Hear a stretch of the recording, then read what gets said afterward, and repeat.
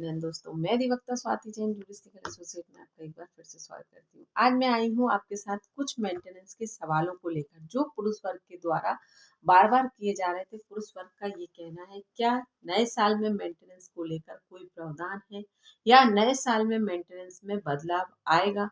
क्या हम पत्नी को मेंटेनेंस देने से बच सकते हैं? तो यहाँ पर आप स्पष्ट और साफ शब्दों में सुन लीजिए कि नहीं, ऐसा कोई प्रावधान नहीं है। ना ही कोई हाई कोर्ट का जजमेंट है, ना ही कोई सुप्रीम कोर्ट का जजमेंट है।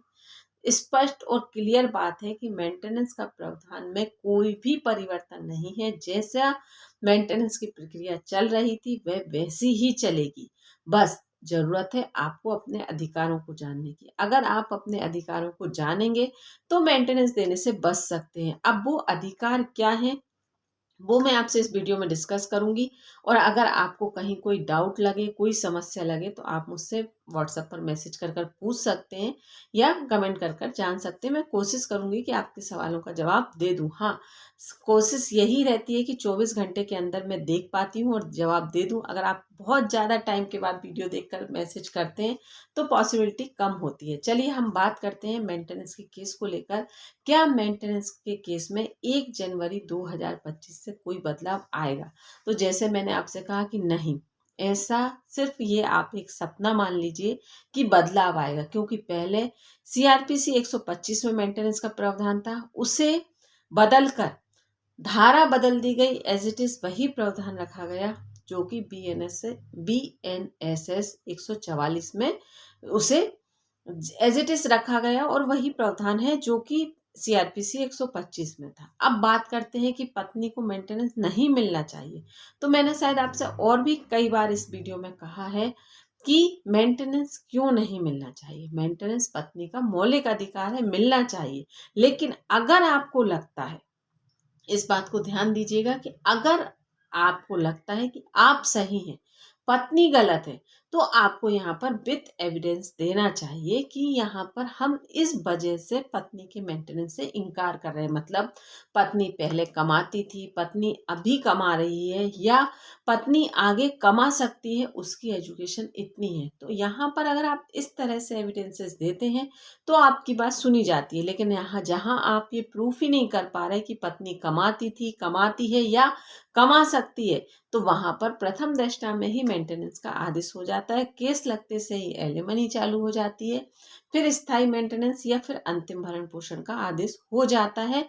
इसमें आप किसी भी प्रकार का कोई भी फेरबदल नहीं कर सकते। हिंदू मैरिज एक्ट के सेक्शन 2425 में स्पष्ट है। तो यहाँ पर आप बदल नहीं सकते। लेकिन अगर आप एविडेंसेस ऐसे देते हैं, अगर आप पत्नी की एडल्ट्री का एविडेंस दे दें कि पत्नी एडल्ट्री में है, फिर वह आपसे मेंटेनेंस की मांग कर रही है, तो यहाँ पर आप मेंटेनेंस से बच सकते हैं। अगर पत्नी लिविंग में रह रही है तो आप यहाँ पर मेंटेनेंस से बच सकते हैं। या पत्नी आपकी जान मतलब आपसे तलाक नहीं हुआ लेकिन उसने अन्य किसी व्यक्ति से विवाह कर लिया, तो यहाँ पर आप मेंटेनेंस से बच सकते हैं। लेकिन शर्त यहाँ पर एक होना चाहिए कि आपको एविडेंसेस देना होंगे। जब तक आप प्रूफ नहीं करते, जब तक आपकी बात से आप बच नहीं सकते, मतलब मेंटेनेंस देने से आप बच नहीं सकते।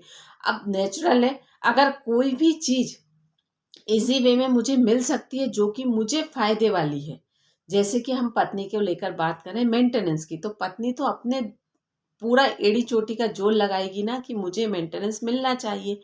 तो वो अपने एड़ी चोटी का जोर लगाकर ये बात रखती है कि मुझे मेंटेनेंस मिलना चाहिए, मैं कैपेबल नहीं हूँ, मैं डिपेंड हूँ, या मैं पहले कमाती थी अब नहीं कमाती, वो अपने एक्सक्यूजेस देगी। लेकिन जब आप अपने तर्क रखोगे, जब आप उस बात को प्रूफ करोगे कि नहीं पत्नी यहाँ झूठ बोल रही है, तो आप यहाँ पर दूसरे केसेस में भी फायदा उठा पाओगे। मेंटेनेंस के साथ आपको, जैसे और भी जो केसेस चल रहे हैं मेंटेन वो 498A का या 406 का, तो यहाँ जब आप एक चीज़ को गलत साबित करोगे तो आपको दूसरी जगह से बेनिफिट मिलेंगे।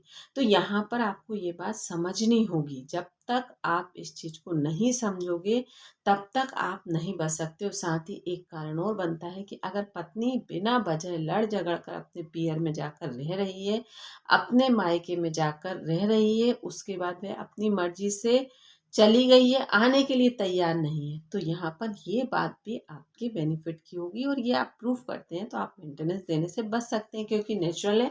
आप तो चाहते हैं कि आपकी पत्नी आपके साथ रहे, लेकिन वो अपनी मर्जी से जाकर रहने लगी, तो फिर यहाँ पर आप मेंटेनेंस क्यों दें।